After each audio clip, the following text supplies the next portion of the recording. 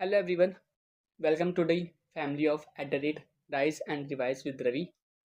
Today we will discuss top 10 most repeated PYQ of chapter Living World for NEET 2026. So let's start with the question number 1. हमारा question number 1 है और question number हमको ये बोलता है कि which of the following is the defining property of all living organism. हमारा option है ग्रोथ, रिप्रोडक्शन, मेटाबॉलिज्म, कॉन्शियसनेस और इसका आंसर हमारा मेटाबॉलिज्म। और ये हमारा पीओक्यू में 3 टाइम्स पूछा गया है, 2011 में, 2016 में, 2019 में।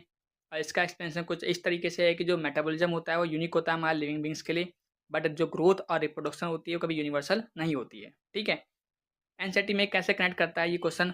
एनसीईआरटी में एक लाइन लिखी हुई है हमारी कि जो मेटाबॉलिज्म होता है डिफाइनिंग फीचर होता है ऑफ ऑल लिविंग ऑर्गेनिज्म, और इसी लाइन से ये क्वेश्चन हमारा फ्रेम किया गया है। नेक्स्ट हमारा आता है क्वेश्चन नंबर 2। क्वेश्चन नंबर 2 हमको बोलता है कि जो बायनोमियल नोमेनक्लेचर है वो किसने दिया था हमको। ऑप्शन हमारे John Ray, Carolus Linnaeus, Whittaker और एरिस्टोटल। ठीक है, इसका आंसर हमारा कार्लस लिनियस। और ये भी पीओक्यू में हमारा 3 टाइम्स पूछा गया है, 2014 में, 2019 में, 2023 में।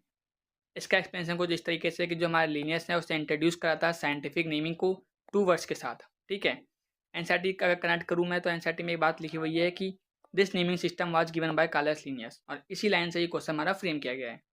नेक्स्ट क्वेश्चन नंबर 3 है। क्वेश्चन नंबर 3 हमको ये बोलता है कि हमें करेक्ट सिक्वेंस बताना है टैक्सोनॉमी कैटेगरी का, बट वो असेंडिंग ऑर्डर में बताना है, ये चीज़ ध्यान रखना, डिसेंडिंग ऑर्डर में नहीं, असेंडिंग ऑर्डर में।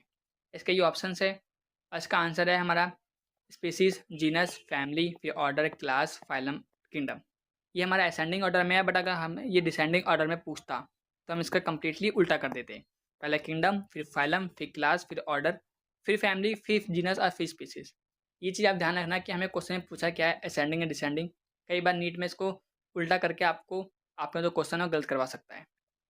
ये 3 टाइम्स पीओक्यू में पूछा भी गया है, 2012 है, 16 है, 22 है, बहुत इंपॉर्टेंट क्वेश्चन भी है।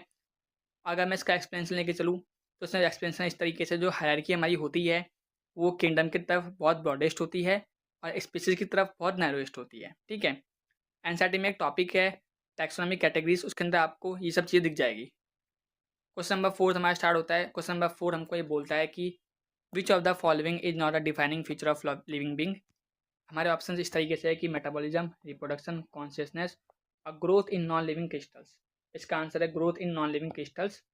2 टाइम्स यही पीओक्यू में हमारा पूछा गया है, 2010 में, 2018 में। इसका एक्सप्लेनेशन कुछ इस तरीके से है कि जो हमारी ग्रोथ होती है वो हम नॉन लिविंग थिंग्स में भी देख सकते हैं, जैसे कि हमारा एग्जाम्पल दे रखा है क्रिस्टल्स। ठीक है, एनसीईआरटी में अगर मैं कनेक्ट करके बताऊँ तो एनसीईआरटी में एक लाइन क्लियरली लिखी हुई है कि जो ग्रोथ हमारी होती है वो हमेशा हमें नॉन लिविंग ऑब्जेक्ट्स में भी दिखने को मिलती है। ठीक है,